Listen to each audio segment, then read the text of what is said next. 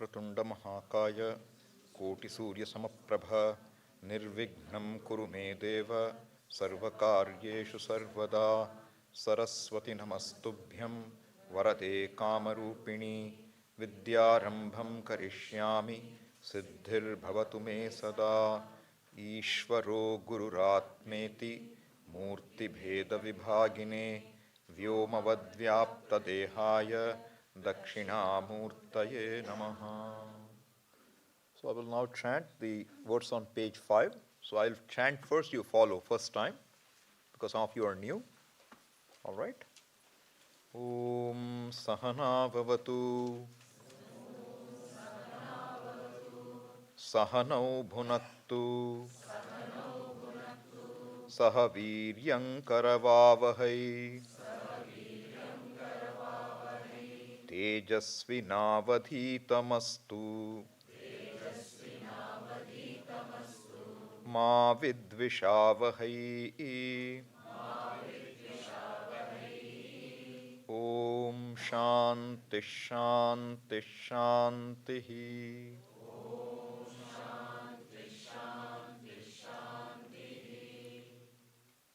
I will now chant the first verse on the piece of paper, sheet of paper you have, okay? Karunapurna Sudabdhe Kapalita Ghana Vishwarupa Karunapurna Sudhabdhe Kapalita Ghana Vishwarupa Kiranavalya Arunachala Paramatman Aruno Bhava Chitta Kanjasu Vikasaya Karunapurna Sudhabdhe Kabalita Ghana Vishwarupa Kiranavalya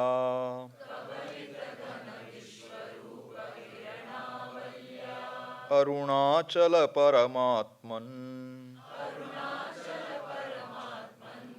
Aruno Bhava Chitta Kanjasu Vikasaya.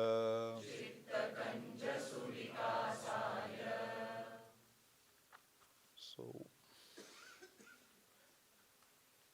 I will explain the meaning of these prayers in time. But the basic prayer, the last verse we chanted, is we are praying to the Lord as an ocean of compassion. Karuna Purna Sudabdhe.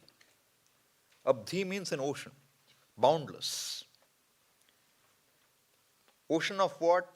Ocean which is brimming, apurna. It's brimming, full. With what? With compassion, karuna. So, karuna purna sudhabde, we are addressing the Lord in that way. Kabalita ghana vishwarupa. Kabalita means swallowed. Swallowed.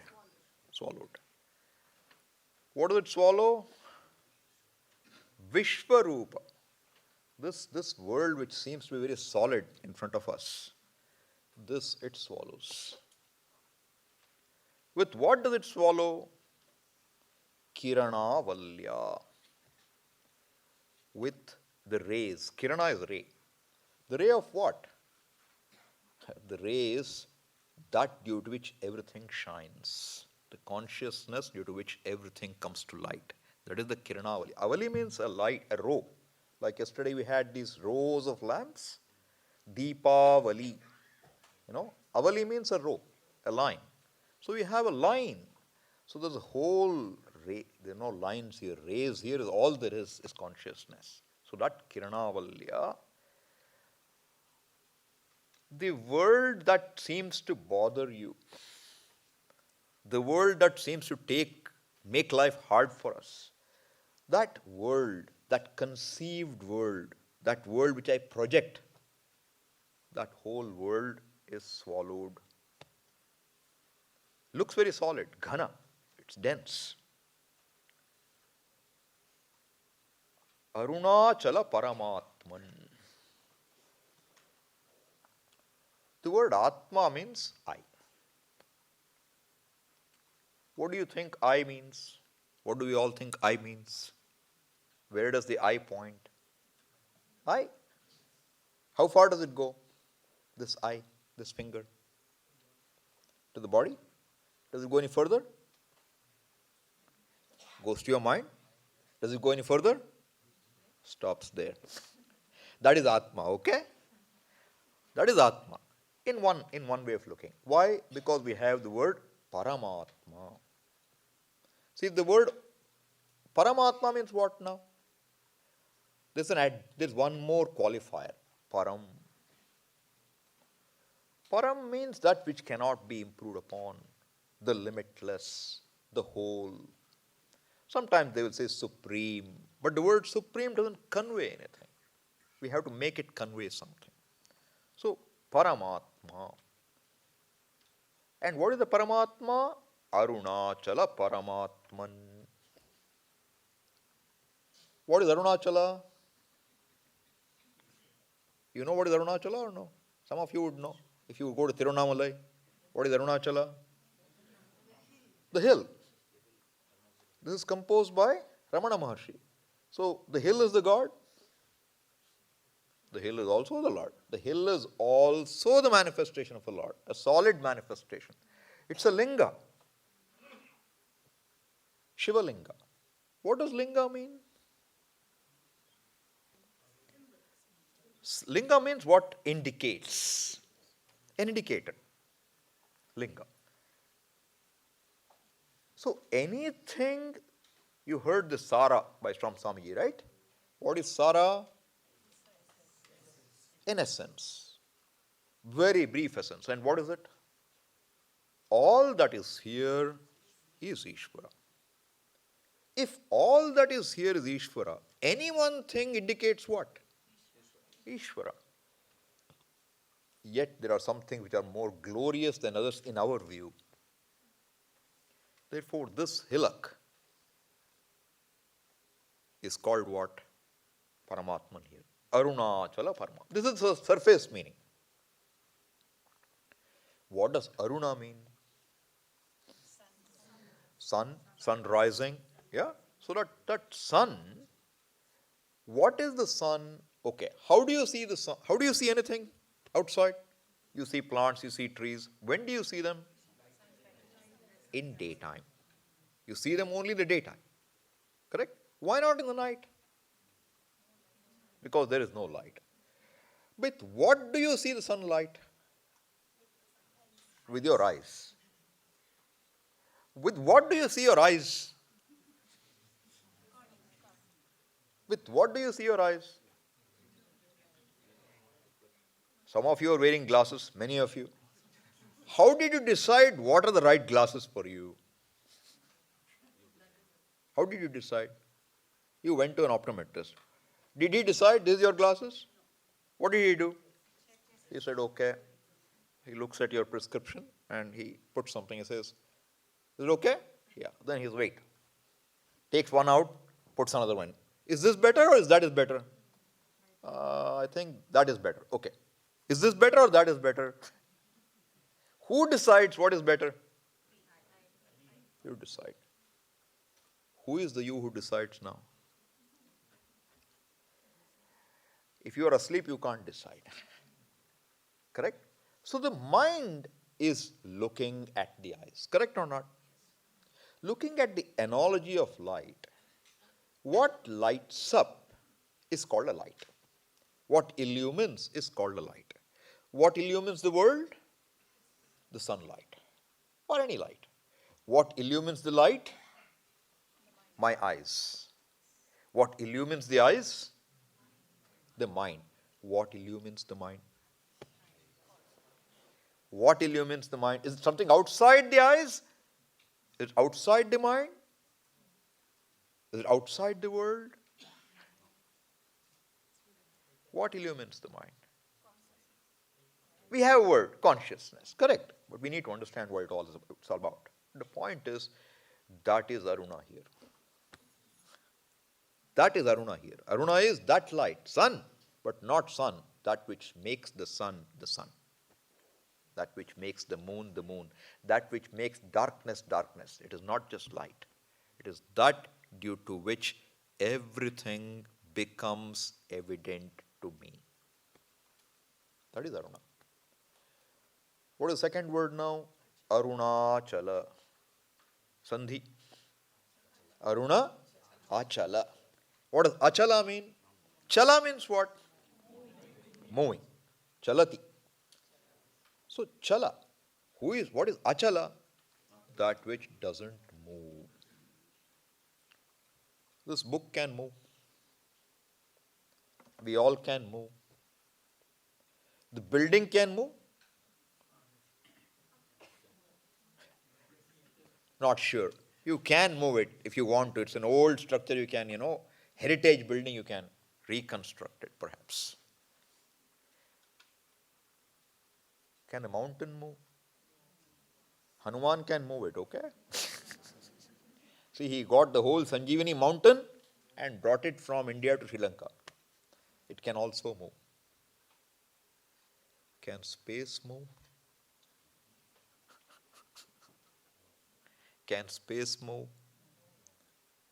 Even Hanuman can't move space, okay? But it seems to move.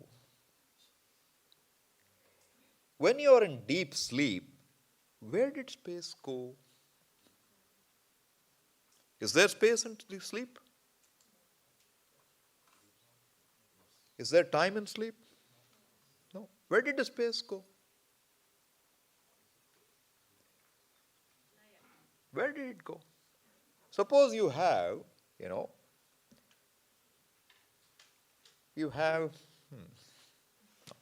nothing right now. Look, anything if you take, let's say now you take this piece of cloth, right? And I take a matchbox and set it on fire. What will happen? Where did the cloth go is my question, okay? What do you find after a minute? There's just some carbon. Where did the cloth go? Did it go somewhere or did it not?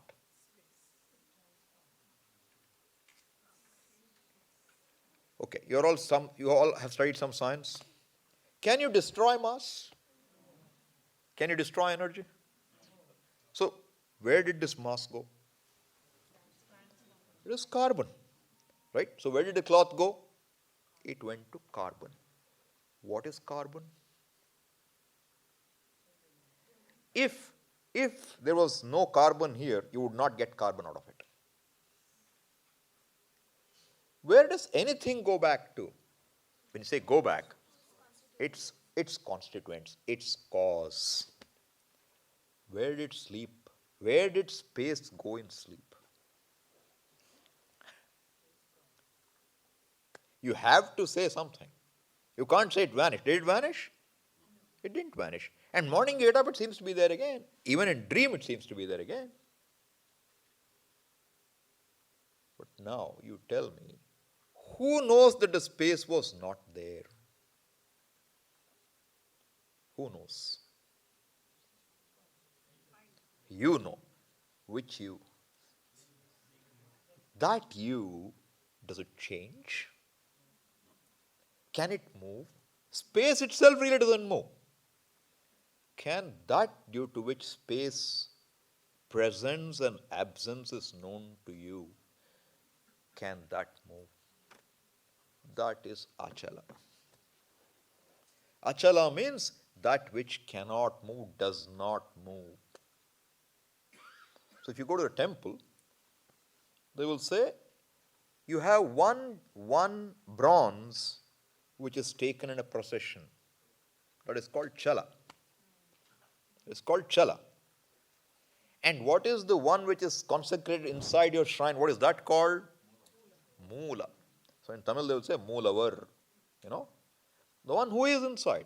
What is his nature? He doesn't move. That can be moved.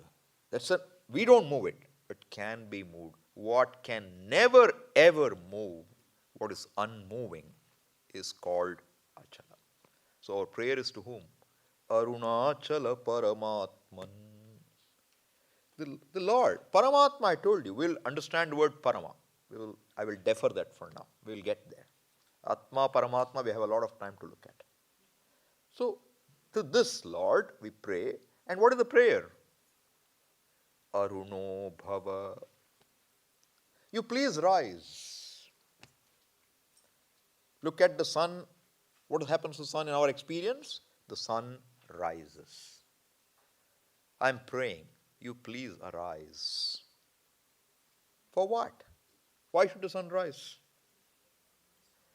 Chitta Kanja Suvikasaya.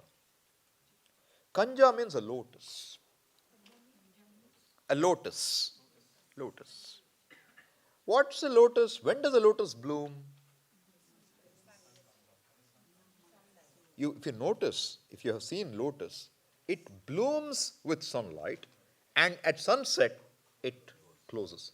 A lily blooms in moonlight and closes in the morning. You notice that? So now, to make the lotus bloom, what do we need? You can pour all the water you want. You can put all the fertilizer you want. You can't make the lotus open.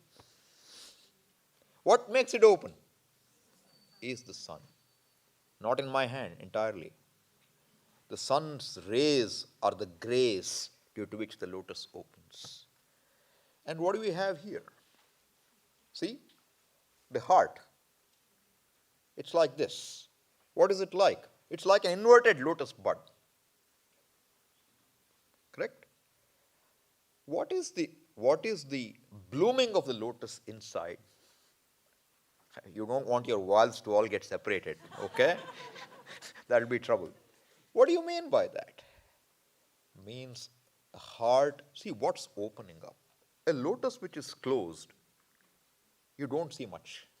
When it's open, what do you see? It's the whole lotus which shines. The whole has to be there.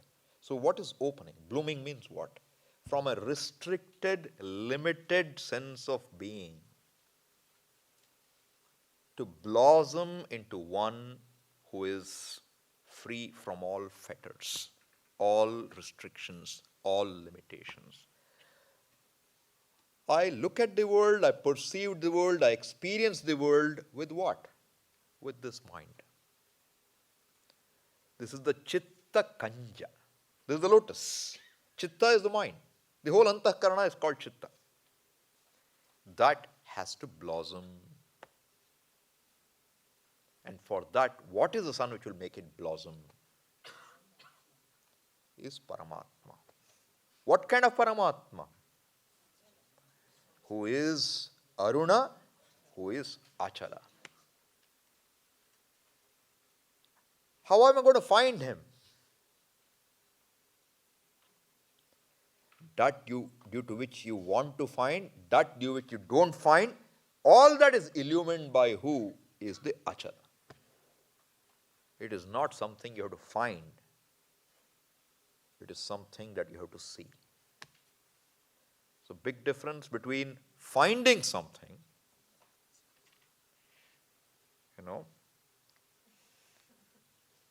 where are my glasses? Help me. Where are my glasses? I am looking. I am going to go all over the Gurukulam to find my glasses. Where will I find them? Will I find them? Dive deep within. Will you find it?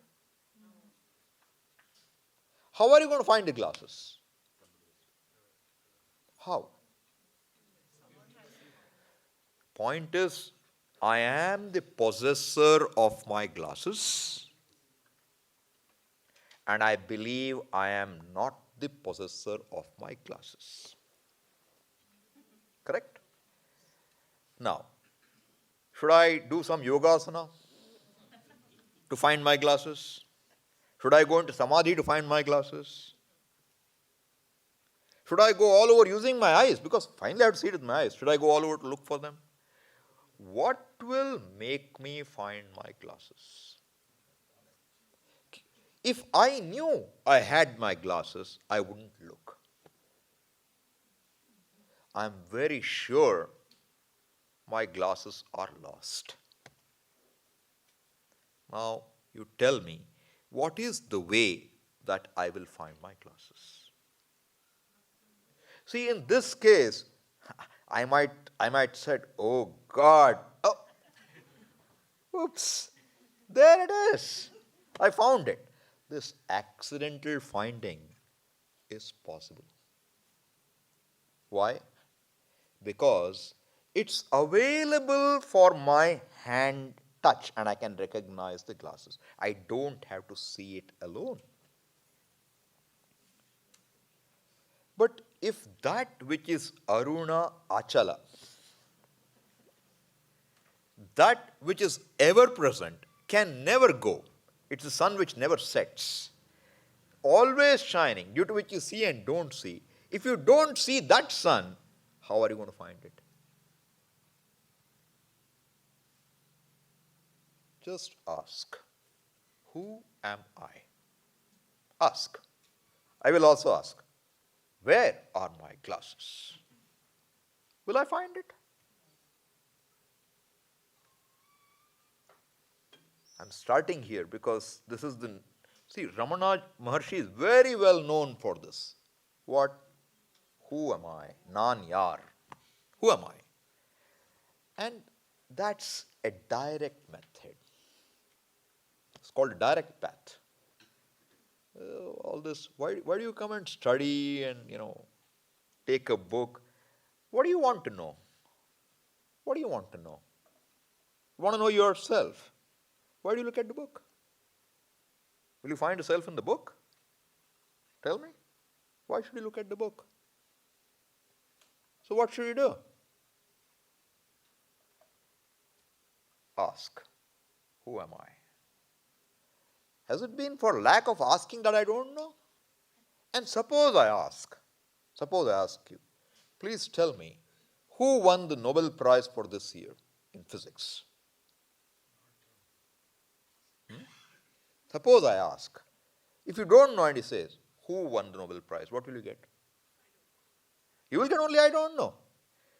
So, if you say you have an answer, is the answer already known to you or not known to you? If you say, who am I? Whatever you know, you will only talk of what you can objectify. Correct? And if you talk of what you objectify, you can go as far as the mind. Even if you say, I will go further, you cannot objectify anymore. All right? So you might end up saying, I don't know who I am. Can you go beyond that? So this idea of who am I is very relevant, but that's not the whole story.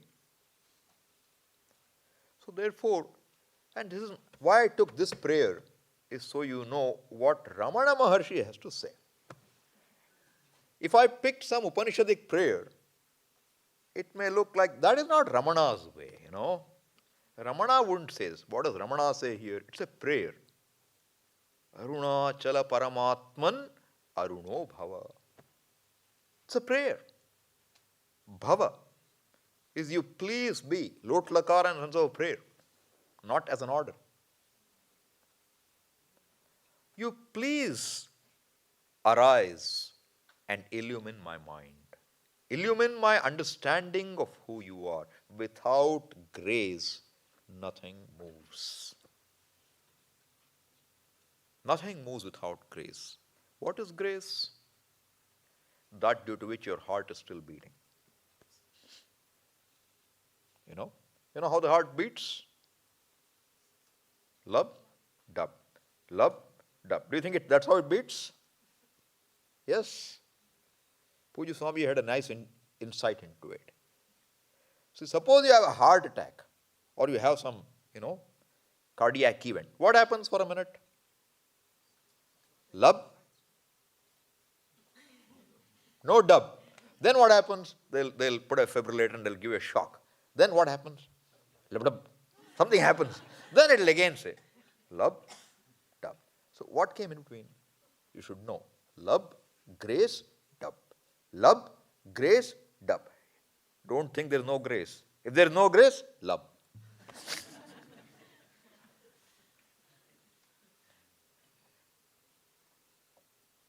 Why does the heart pump? You know, the heart says, I have pumped enough. 65 years I have pumped. What have you accomplished? You're wasting your time, wasting my time. You know, I have no better business or what. I'll at least serve somebody who will use me well. So you're making a prayer. Not the physical heart, but the thinking heart. See the word heart. And again, Ramana Maharshi loves the word heart. Hridayam. Shouldn't take it literally as the heart. We'll look at that as we go. So now, the prayer is to say, may my understanding bloom. That's what it really means. It's not my heart has to bloom, it's not my mind has to bloom. May I bloom. Even better. You know?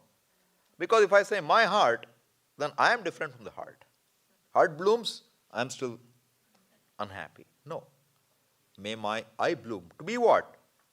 To see that all that is here is nothing apart from me. This is the prayer. So we will include this verse every day in our prayers. Instead of the ones on page 4, you replace the first one, okay? Because I thought these prayers we normally use for where we use Shankara's commentary. So I said here we can use Ramana's teaching instead. All right? So you can see, even in this verse, you can see what the vision is. The Sara is here, all right? And with what do you recognize anything? If you want to know what is this, with what do you recognize? Not with the hand. Finally, with what do you recognize? Your mind. Where do you know anything? Where does any knowledge take place? Only in the buddhi. See, we sometimes use 4 different words. Though there is one inner instrument, so it's an inner instrument. Instrument is that which you wield, that which you use. That's also something to be appreciated. If you do whatever, wherever if you follow your mind, then the mind becomes the leader, you become the follower. Suppose you have a pair of scissors. Does the scissors decide what to do? What to cut? Or do you decide what to cut? You decide, hopefully. But what happens to the mind? Mind goes somewhere and you follow it. You know? Where the mind leads, there we go. So this is called antahkarana. It's really an inner instrument. And that instrument is looked at in a fourfold way. There is a thinking faculty, a determinative faculty, which is called buddhi. Just a functional name. Then there is an emotional aspect. One where there is, is this true, is this not true? Thinking, doubt. This is called manaha. Then you have a capacity to recall, a capacity to look further, that is called chittam. And then there is one aspect, which is what? I. That is also the inner instrument. That is called ahankara. What is ahankara? Ego. We will translate that as the ego. Aham. Aham in Sanskrit means I. This much Sanskrit you have to know, okay? Aham means I. Because Ramana will ask what? Koham. Who am I? Right? Aham. So this aham is one of the aspects of the inner instrument. It is not the whole instrument. It is one aspect, if you look at it functionally. So with this mind alone, I have to know anything. So suppose you want a child to learn something. The child has to have the capacity to know. And as an adult also, if I want to know something, if you want to know, suppose you want to know what is the, you know, what is the meter in which this verse is? The Sanskrit things are metrical, which means that there is a very clear rule about what kind of letters are there in the verse and how many quarters or parts they are shifted into, how many vowels in it, how many long, how many short, lot of things are there. Suppose you ask, what is this? So if you look at the end of this page, bottom, it will tell you, fifth verse, and after the fifth verse, it will say, Panchakam Arya Geetau. What is Arya Gita? I don't know, Swamiji. That is a meter. Chandas. How would you know what is a meter? Meter means, as I said to you, like you say Bhagavad Gita, how do you chant? Dharma kshetre kurukshetre samaveta yuyutsavaha mamakav pandavaschaiva kimakurvata sanjaya. Then another verse of Gita says what? Vasamsi jirnani yatha vihaya navani grinnati naroparani. Very different. You chant it very differently. Try fitting it to this one. It will be a mess. 11 characters in each part. Whereas in the first one, in each quarter there are 8. It's called Chandas. I'm saying, with what do you know Chandas? With your mind. With what do you understand E is equal to MC square? With your mind. With what do you know there's a flower? With your mind. With what do you know anything? Your mind. I have mind. Can I know E is equal to MC square? Understand it? No, not right now. What do I need to understand E is equal to MC square? I need a mind which is well informed. Informed in physics basics, informed in mathematics basics. I can't understand E is equal to MC square unless I have that refined or cultured or informed mind. Therefore, this chitta kanja suvikasaya, we can interpret 2 ways. I gave you one way first. I gave you the absolute meaning. Now the second. What is that? Unless my mind is available for me to think, to know, to understand objectively, that mind cannot give me what I'm looking for.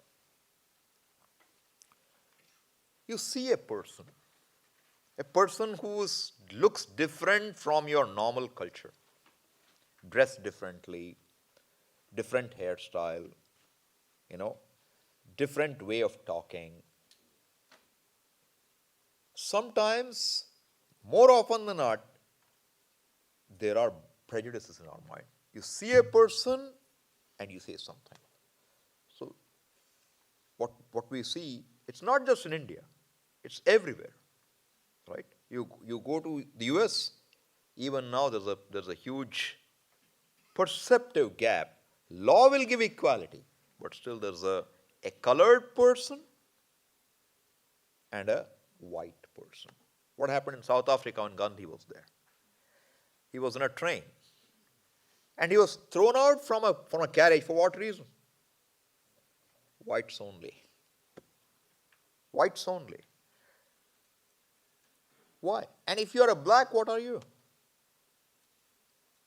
You don't deserve to be in the first class. Why? Because you're black. So this is something common. But I'm saying, you look at your own mind. Do we or do we not have prejudices against certain gender? Sometimes gender means don't think only 2 genders, okay? You have to think of the other genders now. Transgender. How many people can accept transgender as they're fine? You may not say so, but in your mind, do you accept them as normal? We have to look. A fellow, you're driving in Coimbatore, you're on a traffic light, suddenly one guy will come to your car window. Transgender, dressed as a woman, and he asks you, all he is doing is coming in that dress and asking you for money. Would you give it? Do you accept the person? Or let's say you see somebody in the Gurukulam coming in a swimsuit. Would you accept it? What's wrong with that? It's all a dress code here, dress code, right? No shorts. Why? Why no shirts? Culturally not accepted. Suppose we see an old person here. My teacher comes. What do? I go flat. So Swamiji would say, in Japan, when you go, namaskara is, how do you give namaskara there? Right? You bend. How much you bend tells you how much respect you have. So Swamiji would say, I would get more than 90-degree bend. Right? It's a way of showing your respect. All right? But suppose you went to the US, how will you get respect? There is no bending. There is no namaskara. And if a son meets his father, how does he convey his emotion? Hug. Is there respect in it or not? It's there. But a grandfather from India goes to the US and he sees his grandson. When grandpa comes, Grandpa, what is this? No namaskaram? What kind of upbringing does the kid have? It doesn't even do a namaskaram to me. This kind of idea comes or not? I'm just giving you some examples, but you look in your mind and see how many prejudices do we have. They will become apparent only when it shows up. What we see is always determined by how we see. If I have colored glasses, like this children, when we were children, we would get these vendors with this balloon and all that stuff, and they'll have these colored glasses, green glasses, red glasses, and you fight for it to get it from your dad. When you wear it, what happens? The world looks a little different. And now modern day, what do? It's hot. What do? You wear Ray-Bans glasses. And then what happens?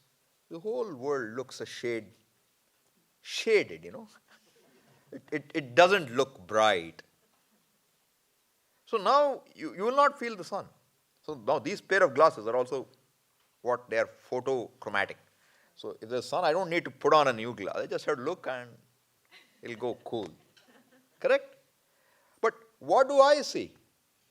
It's blazing outside, but what do I see? I don't see it's blazing outside. Which means what I see is not just my eyes. What I see depends on my glasses. And my prejudices, my value systems, each of them are what? Like glasses. So what you see is what only you see. Nobody else sees what you see. Is that true or not?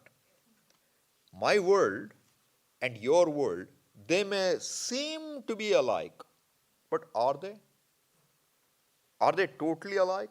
We may both agree that there are two mics here. That we will agree with. It's not hard. But if you go all the way, can you say that you see the same? It's impossible. Right? Therefore, if you want the reality totally, what should you have? A mind which is totally objective. A mind which is totally objective. What is totally objective? It does not trigger any demand in your mind. You're just factual, okay? You're just factual. I see a flower. This is a very tiny rose. I wish it was bigger. The color also looks not interesting. Should have been better, Swami's table, what kind of rose is this? Don't people know what to keep here? See how the thinking can go, right? I don't know who put it. I should find out who put it. This is how the mind can go. Right? No smell. Non-fragrant. All these things, so many chemicals they put and they just grow roses and they sell them. No roseness in it. Throw it away. Why? Because I have an idea of what's an ideal rose. Rose should be pink in color. And it should be that paneer rose, it should have that nice smell, desi gulab, should smell good. I should be able to tell it's a rose from 1 mile. That's a rose. This is a pretender. This is not a rose. That's my view. But for the fellow who grew it, he says, I can grow and sell so many of these. It's easy to store, easy to transport, and there are enough buyers to buy it. That's all that matters. Why should I grow this paneer rose, which is a pain in the behind, Takes too much effort, you get a few flowers and you can't get money out of it. This is the right thing. What's his view of the rose? It's very good. The paneer rose is useless. Right? You go to Europe, what kind of rose will you get? You will never get a fragrant rose. Generally.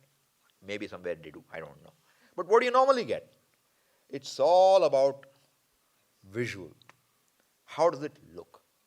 You want a brinjal? Big. You want a tomato? Big. Big. Make it bigger and bigger. And then what do you do after that? You taste it. Tomato tastes like mud. Then you go for organic tomato. And what do you go back to? Tiny fellow.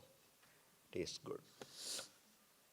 So I'm saying, tomato, you look at it and you say, no, this is not a tomato. Bias, this is not a tomato. Anything we look at, do we have bias or not? So I'm saying, how do you become free from prejudice? Is it possible? Is there anybody here who can say, I have no prejudices? Every one of us, being human being, being born, it's impossible to be free from prejudice. Which means we are never ever totally objective. How do you become objective? How do you have a mind which doesn't resist what is? That requires this lotus to blossom. That's also blossoming of the lotus. So the verse fits in both ways. One is you recognize your wholeness, and to recognize your wholeness, you require a mind which is capable of recognizing the wholeness. Therefore, the prayer goes all the way. To help me grow in terms of my own mind, to a person who can see what is as what is. There is nothing wrong if I said this rose is small. There is nothing wrong if I said this rose is not fragrant. This is objectivity. What changed? A rose is no good. That good and bad are subjective. Nice and not nice, subjective. It's okay, it's not okay, generally subjective. What is objective? You can list all its shortcomings in your view for a purpose, but it is still objective. But when I judge a person, not just any other person, what do I think about myself? Do I have a good opinion of myself?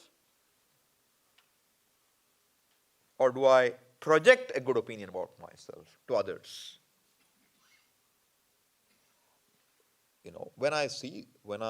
When I go out, do I take care of my makeup properly? Why? Why do I do it? Why do I do it? Because I want to be acceptable or not. See, we may not do it in every step, but I'm saying in some areas you will do something, correct? Somebody once came to Pujya Swamiji to learn, and he had long flowing hair. And he wanted to study Vedanta. And Swamiji noticed that Vedanta is all what I told you. Finally what? You have to know Atma is Paramatma. I am what I want to be. And this man is very conscious of his hair. So at some point, he got the person's head, hair cut. And the man went crazy because he didn't expect that to happen. He didn't expect that to happen because his whole personality, his identity was so much in his hair. So when you let go your hair, you lose an air about you, You carry an air. This is what Tirupati is about sometimes, in one way. There's so much identity based on my hair. And letting go the hair means letting go my identification with it, handling it. It's not easy. Because you have a certain view of yourself. What do I look like? No, you have a certain opinion about yourself. And it's not just the hair, it's the nose, it's the eyes, it's the whole body. And it's about how you feel. Like somebody said yesterday, I am very slow. Nothing wrong. That's how the person feels. But I'm saying, you're slow compared to what? Compared to your own imagination of where you want to be. You have set a line for yourself and you say, I'm slow. Are you slow with everything? Are you slow with eating? Are you slow in breathing? Are you slow in talking?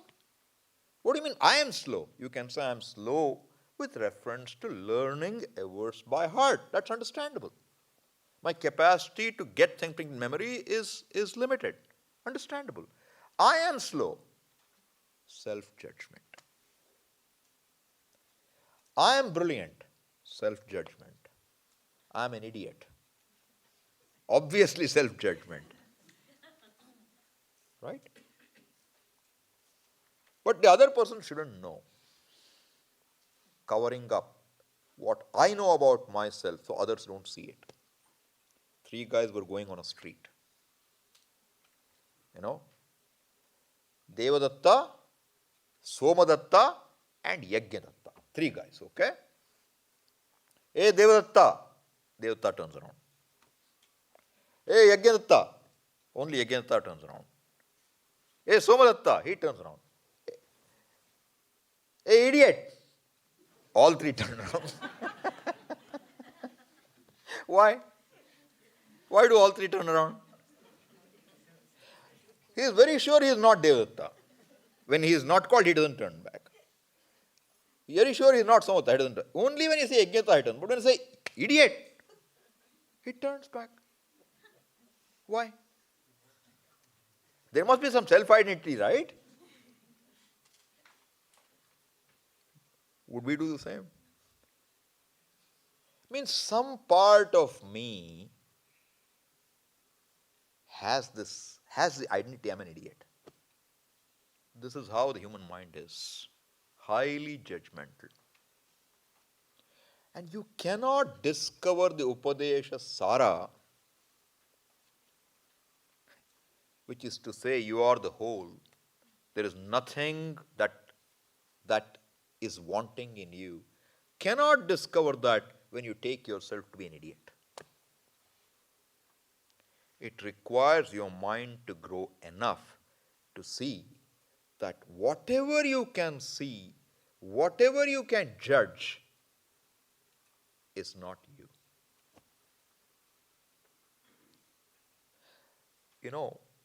Do we have a problem with the world? Some parts of the world? You wish some parts of the world were different? Your spouse should be different. Your children should be different. Your boss should be different. Whole world I don't care for. My little world. My past should have been different. My future should become different. Do we have it or not? You tell me, do you want the world different?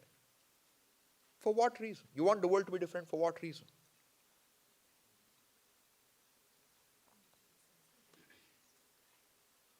I want a live audience, okay? Don't be too serious. This is a light topic. You want to feel better. So you feel better because something changes. And if the fellow turns back to what he was, you again feel down, right? So you want something to change to humor you. Is that right or not? So, is there a world non-acceptance or a self non-acceptance? You can't accept the world is not true. You can't accept your response to your world. Is that true or not? Sometimes in a well-meaning way, perhaps. Swamiji, I come to class, all Vedanta classes. My husband won't come. I want him to come. Why should he come? Because I want him to come. Now the point is this. My only, everything else is fine, Swami. If my husband also comes to class, I would be very happy. Let us say. You tell me, is the problem with the husband? Or is the problem with you cannot accept your own mind which says my husband is not interested in what I am interested in? Let the husband be. Grant him the freedom. That's called objectivity. You are free to wish that he joins you. You are free to even tell him, hey, look, Vedanta class is very good, please come. You are free to do anything you want, but are you free enough to accept the situation? Are you free enough to accept your own mind, which is looking at the situation in a given way? That is called suvikasa. Your mind has to blossom enough, be objective enough to be able to accept the world and how the mind looks at it, including the subjectivity of your own mind. When the mind is subjective, the only way you can be objective is to accept that my mind is subjective. So the topic is not ordinary because it's dealing with a human being, and the human mind is self-judging, self-critical. So to gain that status of relative freedom from self-judgment is the first process of growing. And when that mind has grown enough is when the wholeness can be recognized. So that whole teaching is not one verse. Okay? So we will come back and look at it. Om Purnamadah Purnamidam Purnat Purnamudachyate Purnasya Purnamadaya Purnamevavashishyate. Om Shanti Shanti Shanti. Harihi Om Shri Gurubhyo Namaha. Harihi Om.